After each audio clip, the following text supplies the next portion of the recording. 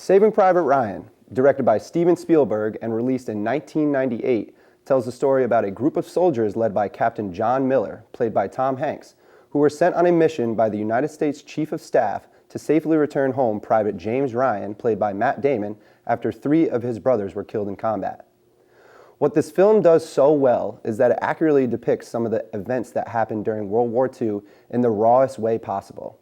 It also creates a sense of camaraderie and then accurately displays the personal struggles of each and every soldier set forth on this mission, and moreover, any soldier during this war.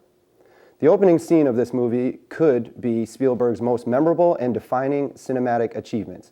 After seeing an aged veteran visiting the American cemetery in Normandy with his wife, children, and grandchildren, he falls to his knees and mourns the gravestone of a fallen comrade. We are then thrust into a 20-minute sequence of the reconstruction of the Normandy invasion of Omaha Beach, also known as D-Day. We are placed right in the center of the carnage as machine guns and explosives fire ruthlessly into American soldiers as they try to make their way up the beach toward German defenses. Bodies are shown to be ripped apart, limbs fly across the screen, soldiers catch fire, and the steady, unnerving onslaught of gunfire make for a stunningly vivid and powerful experience for the viewer. As we shift through these intense and overwhelming shots created by a free and rapid-moving camera, we scan back to the protagonist, Captain John Miller, who is shown taking in the utter chaos and gore with a Dutch tilt and the slowing down of time, as well as an almost buzzing sound until someone snaps him back into reality. Time is now normal, and all the sounds and explosions come back in full effect. The way that Spielberg uses continuous jerky movement with the camera, encapsulating the madness and confusion in the moment on that day, adds to the graphic realism of this sequence. The meticulous attention to every gory detail, with water and blood splashing the lens of the cameras, or the depiction of soldiers under blood-filled water who drown before even being able to step on the beach, captures the experience of being a combat soldier during D-Day and World War II. This scene truly sets the tone for the rest of the film as the viewer follows Captain John Miller in his mission to find and return Private James Ryan home.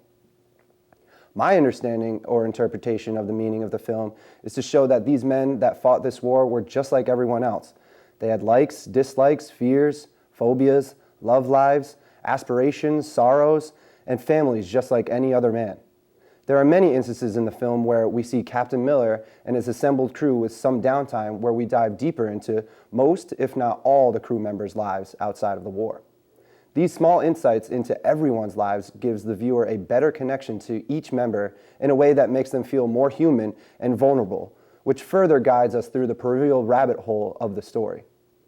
Spielberg creates the emotionless aura of war by giving you the sense of compassion for each of these men, who need to be rather ruthless and cold-blooded at times due to the ensuing war. The arc of character development for the protagonist, Captain Miller, begins with a rather terror-stricken and unprepared recognition of what is to come in this war, or if he will even make it back home. The dialogue in this film grows to show his purpose of being in the war, the purpose of him and the others to retrieve the lost soldier back to his widowing mother, the true meaning of the war, and even the foobar of war.